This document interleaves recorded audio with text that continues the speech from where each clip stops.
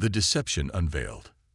The massive warship materialized above Earth without warning, its obsidian hull stretching 15 kilometers from bow to stern. The vessel's surface rippled with energy shields that could deflect asteroid impacts, while weapon ports the size of city blocks glowed with barely contained power. On the bridge, Commander Zephox of the Galactic Hegemony stood before his tactical displays, his 6 arms moving in practiced coordination across holographic controls. His species, the Kethvar, had conquered 47 star systems in the past century.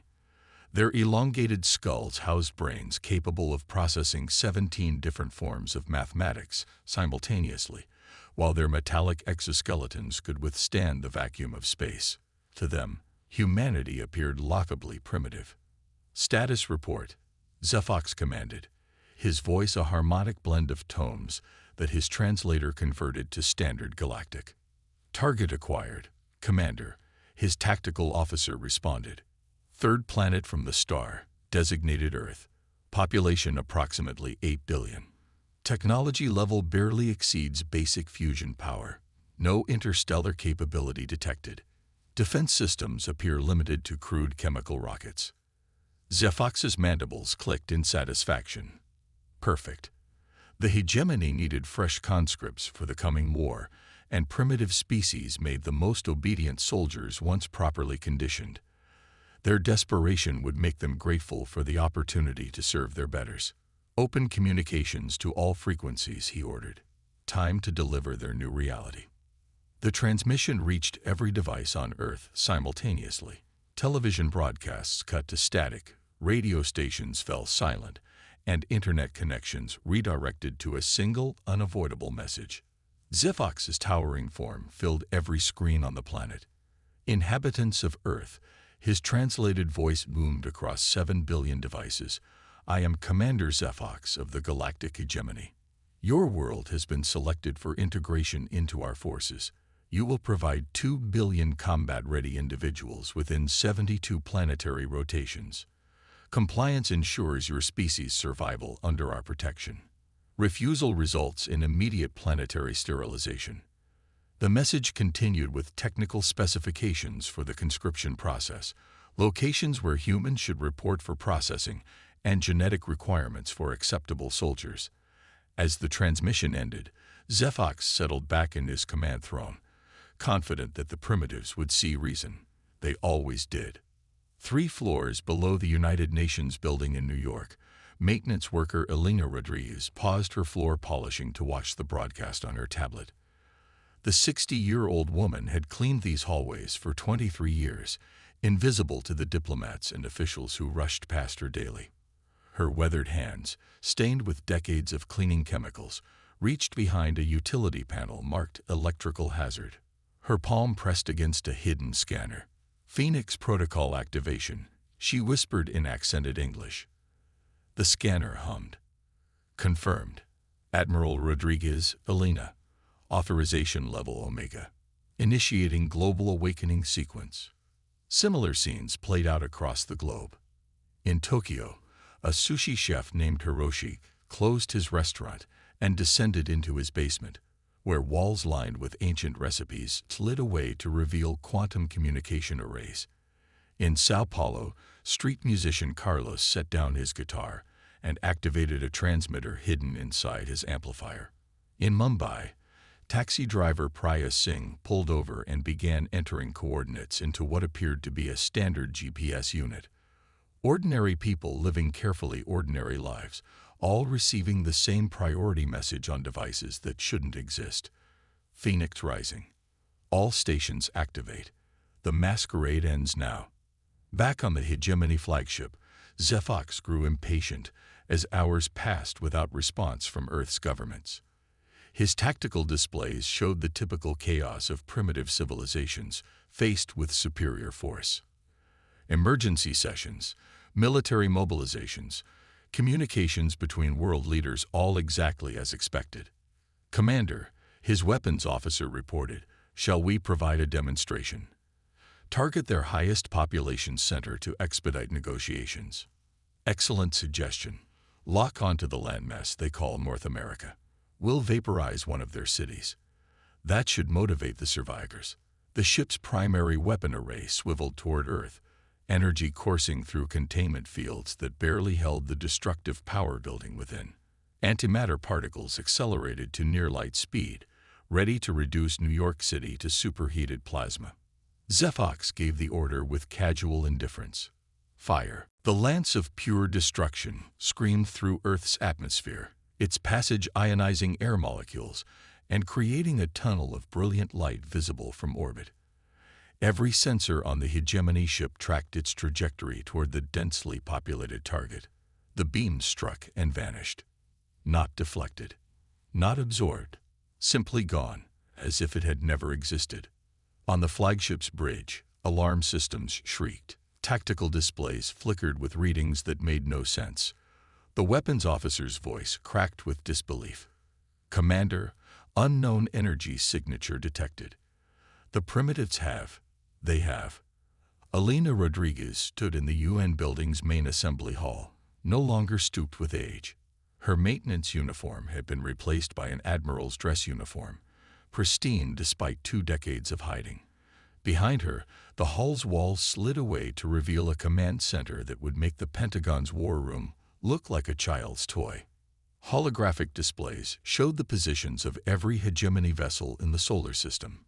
Defense grids that had been hidden for 50 years now emerged from beneath Earth's surface, their energy signatures painting space with sensor returns that defied the aliens' understanding of physics. "All Phoenix stations, this is Admiral Rodriguez," she announced, her voice carrying across encrypted channels to awakening agents worldwide. "Our guests have failed the entrance exam. Time to show them what humanity really looks like." The moon began to crack. What the hegemony had assumed was a natural satellite revealed its true nature as massive sections of lunar rock, peeled away like an eggshell. Beneath wasn't more stone, but gleaming metal and crystalline structures that hurt to look at directly. Weapon emplacements the size of mountains emerged from hidden chambers, their targeting arrays locking onto every hegemony ship in the system. Commander Zephox stared at his displays in growing horror. The primitive world below wasn't showing cities and farmland anymore. The holographic projections that had fooled his sensors for 3 days were dropping away, revealing a technological civilization that shouldn't exist. Crystalline spires bent light around themselves, floating platforms that existed partially in other dimensions, and energy signatures that registered beyond his instrument's ability to measure. "Impossible," he whispered. "Our intelligence reports showed a pre-spaceflight civilization. Nuclear fission. Basic metallurgy. How can they?" His science officer's voice trembled with fear. "Commander, I'm detecting quantum manipulation on a planetary scale. Their technology isn't just advanced, it's beyond our current understanding of physics. These readings suggest they've been spacefaring for centuries." The view screen crackled to life. Admiral Rodriguez appeared, surrounded by personnel in uniforms that seemed both military and scientific. Behind them, humans worked at control stations using interfaces that looked like they belonged in a museum compared to what Zephox was seeing now. "Commander Zephox," Rodriguez said, her voice calm but carrying absolute authority. "Welcome to Earth. I apologize for the deception, but we had to be certain of your intentions." Zephox's mandibles clicked furiously. "You dare. Your species was classified as primitive. Our sensors, our intelligence networks, showed you exactly what we wanted them to see." Rodriguez interrupted. "Humanity learned long ago that the galaxy is full of species like yours, bullies who prey on those they perceive as weak. So we decided to appear weak while we prepared for the day when that strategy would no longer serve us. 53 years ago, your hegemony's probe crashed in the Sahara Desert. We reverse-engineered every component, learned your languages, studied your culture, and mapped your entire territory. We've been watching you conquer world after world, enslaving species that couldn't defend themselves." Rodriguez leaned forward. "What you call primitive, we call patient." The lunar weapons arrays achieved target lock simultaneously. Every hegemony vessel in the system found itself painted by targeting beams that somehow bypassed their shields to illuminate their hulls directly. Your ships are now held in gravitational fields of our own design, Rodriguez continued. Your weapons are offline. Your communication arrays are jammed. Your crews are unharmed, but completely at our mercy. Zefox's 6 arms trembled as he processed the magnitude of his miscalculation. What do you want?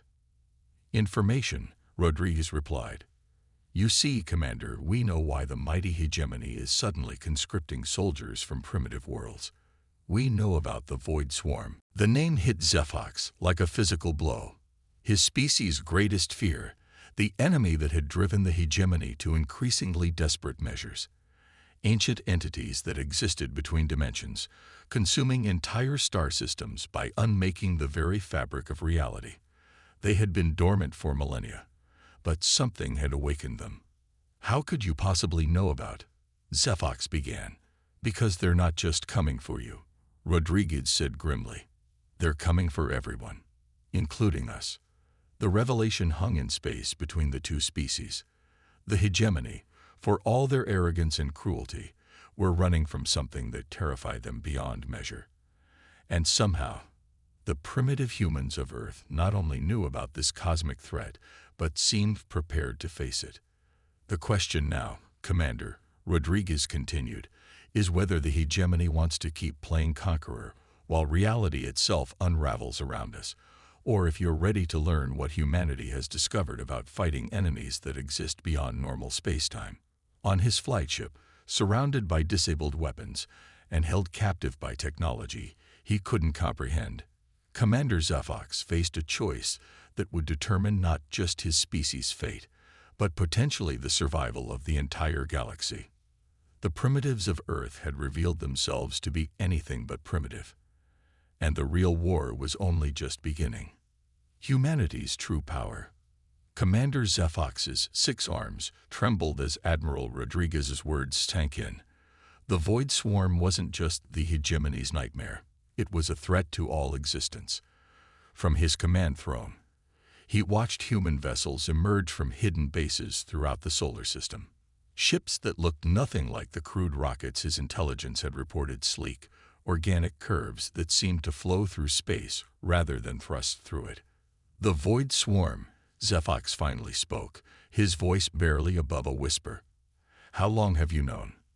Admiral Rodriguez gestured to her staff, and the view screen split to show additional human officers. Dr. Sarah Chen, our xenobiology specialist, detected their quantum signatures 47 years ago.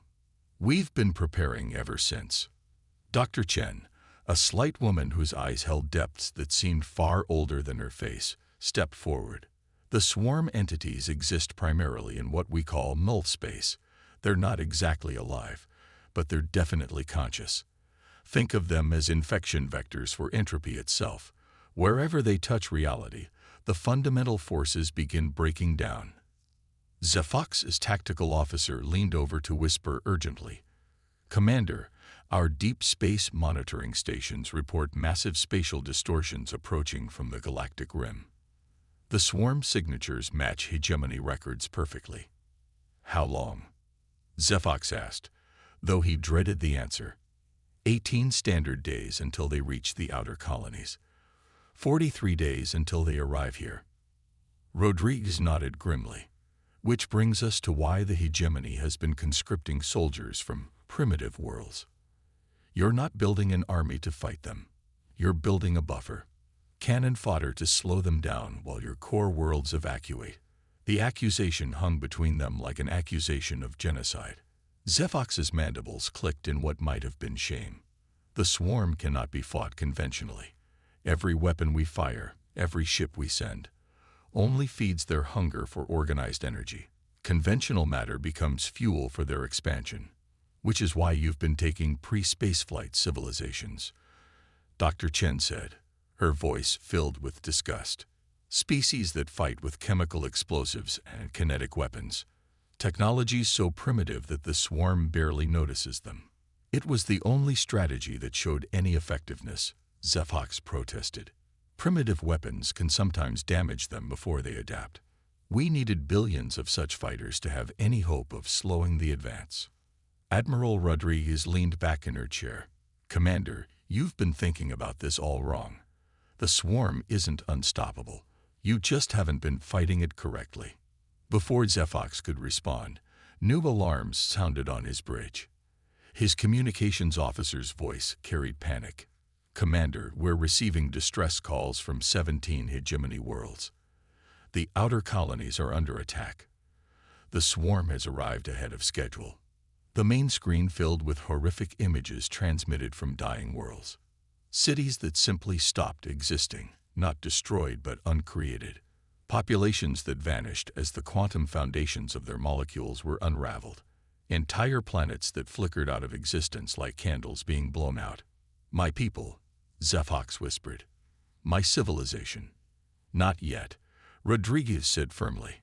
Dr. Chen, show him what we've discovered. Dr. Chen activated her own display, showing readings that made Zefox's science officer gasp in disbelief. The swarm entities exist in multiple dimensions simultaneously. That's why conventional weapons can't hurt them consistently. But humans, we've always been good at thinking in ways that don't make sense to others. She pulled up schematics that hurt to look at directly. We call them paradox weapons. They fire ammunition that exists and doesn't exist at the same time. Quantum uncertainty made manifest. The swarm can't adapt to weapons that are fundamentally inconsistent with reality. Impossible, Zefox breathed. Nothing can exist in contradictory states. Tell that to Schrödinger's cat, Rodriguez said with a grim smile. Humans have been playing with quantum paradoxes for over a century. We've just taken the concept to its logical extreme. The demonstration was breathtaking and terrifying. Human ships decloaked throughout the solar system, their hulls shimmering with energy patterns that seemed to exist in several dimensions at once. When they fired, the weapons appeared to hit their targets before they were fired, effects preceding causes in ways that violated everything Zefox understood about physics. The hegemony's evacuation plan won't work, Dr. Chen continued. The swarm doesn't just consume space, it consumes the possibility of space. Running only delays the inevitable, but fighting them with impossible weapons, wielded by a species that specializes in doing impossible things, that might actually work. Zefox's communications array crackled with incoming transmissions, not just from hegemony worlds, but from dozens of other species throughout the galaxy. Word was spreading that Earth possessed weapons capable of harming the swarm. The Zeleni Republic requests immediate assistance, his officer reported. As do the Threx Confederation, the marginal colonies, and he paused in disbelief. The Sovereign Dominion. Even they're asking for help. Rodriguez stood, her command presence filling the screen. Here's what's going to happen, Commander. The hegemony will cease all conscription activities immediately. Your enslaved worlds will be freed. In exchange, we'll share our paradox weapon technology with every species willing to stand and fight. But our military structure, our authority, Zefox began, will be exactly as effective against the swarm as it's been so far, Rodriguez interrupted. Which is to say, useless. This isn't about conquest anymore. It's about survival. Dr. Chen pulled up tactical displays showing the swarm's advance through hegemony space. Traditional military thinking won't save anyone, but human creativity, combined with the unique capabilities of every galactic species, might give us a chance. New vessels began appearing around Earth, ships from dozens of different civilizations. The Zelani brought their temporal manipulation technology. The Threx offered their matter phase shifting capabilities. Even the mysterious architects, beams of pure energy that rarely interacted with corporeal species, sent representatives. Welcome to the real war, Rodriguez announced to the growing fleet. Not a war of conquest or dominance, but a war for the right of reality to continue existing. Commander Zefox found himself in command of a very different kind of fleet. Instead of stolen conscripts forced into service, he led volunteers from across the galaxy. Human engineers worked alongside hegemony technicians, to retrofit alien ships with paradox weapons. The results looked like nothing that had ever existed in the galaxy before. The first major engagement came at the Kepler station, humanity's furthest outpost. The swarm entities emerged from null space like living tears in reality, their forms shifting between dimensions in ways that made sensors scream warnings. But this time, they faced something new. Human fighters, piloted by volunteers who had trained in Earth's most advanced simulators, opened fire with weapons that existed in quantum superposition. The paradox weapons struck the swarm entities simultaneously in multiple realities, forcing them to collapse into single-dimensional states where they could be destroyed. "It's working," Dr. Chen reported from her monitoring station. "The swarm can't adapt to weapons that are fundamentally inconsistent. Their consciousness exists across dimensions, but our paradox weapons force them into single-reality states where they're vulnerable." The battle raged across 17 star systems as the Allied fleet engaged swarm entities at every incursion point. Hegemony vessels provided tactical coordination, while human creativity guided weapon deployment. Other species contributed their unique capabilities, turning the fight into something unprecedented in galactic history.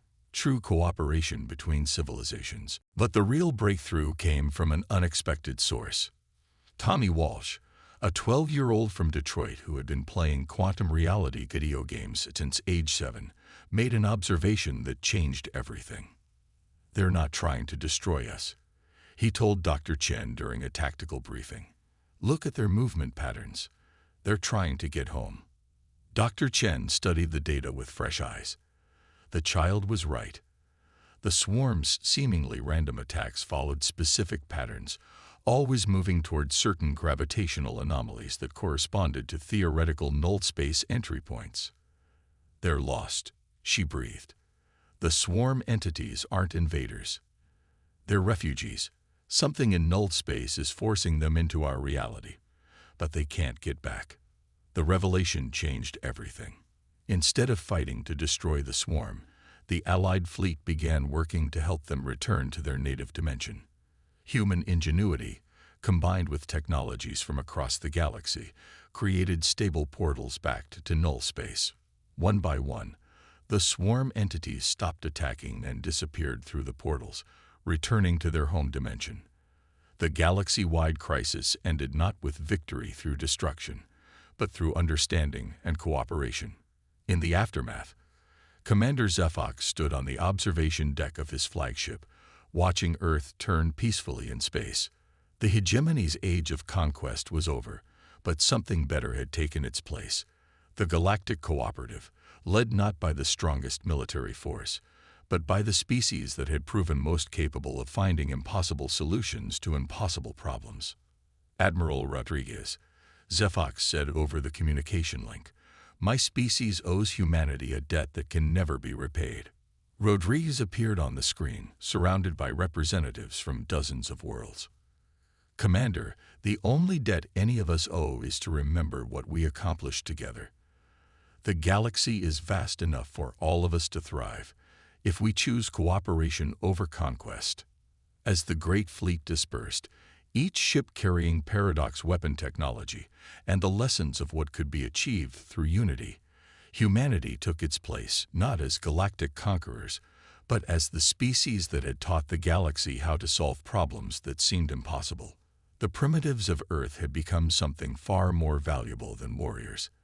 They had become teachers, showing that the greatest power in the universe wasn't the ability to destroy, but the wisdom to understand, create, and bring out the best in others. The war was over. The real work of building a better galaxy was just beginning. And somewhere in Detroit, a 12-year-old boy continued playing quantum reality games, unknowingly preparing for the next impossible challenge that would require humanity's unique gift for turning the impossible into the inevitable.